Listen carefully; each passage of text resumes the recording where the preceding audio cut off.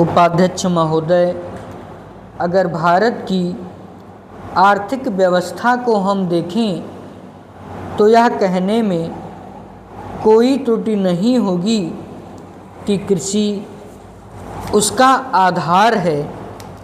किसी भी देश की सामाजिक और आर्थिक स्थिति उस देश की भूमि की उत्पादन शक्ति पर निर्भर रहा करती है। यदि भूमि की उत्पादन शक्ति में कोई कमी हो जाती है तो उस देश की आर्थिक और सामाजिक स्थिति में भी कुछ परिवर्तन आरंभ हो जाता है। कृषि भारत के लिए एक आर्थिक व्यवस्था ही नहीं है, यह एक संस्कृति भी है। और जो लोग आंदोलन में विश्वास रखते हैं, इनको पता ही होगा कि जितने भी आंदोलन इस देश में होते हैं वह समाज के नाम से, धर्म के नाम से, जाति के नाम से या राजनीति के नाम से होते हैं। ऐसे आंदोलनों में कोई भी समाज शामिल हो, लेकिन कृषि समाज उसमें शामिल नहीं होता है। उस आंदोलन के साथ कृषि समाज की सहानुभूति भी नहीं होती है। इसलिए यदि सभी बातों को ध्यान में रखकर हम देखें तो इस देश के लिए आवश्यक यह होगा कि हमारी संस्कृति की रक्षा के लिए और जीवन प्रणाली की रक्षा के लिए कृषि पर विशेष ध्यान दिया जाए। कृषि के क्षेत्र में इस वर्ष काफ़ी प्रगति हुई है।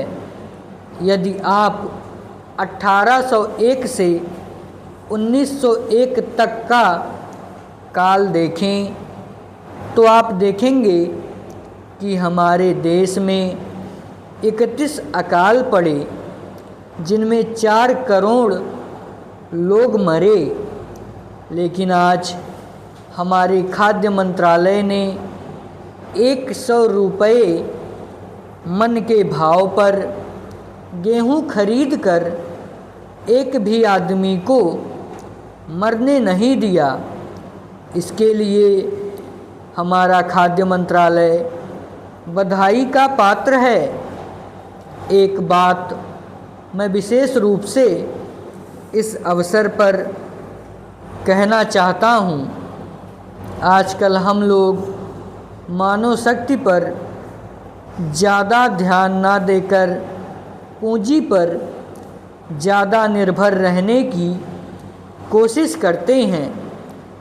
आपको याद होगा, लगभग 5 दशक पहले में जापान की आर्थिक व्यवस्था बिगड़ गई थी, लेकिन वहाँ के 60 लाख काश्तकारों ने कृषि शिक्षा के बल पर इतना अनाज पैदा करके दिखलाया कि आज वे 10 करोड़ आदमियों का पालन पोषण कर रहे हैं।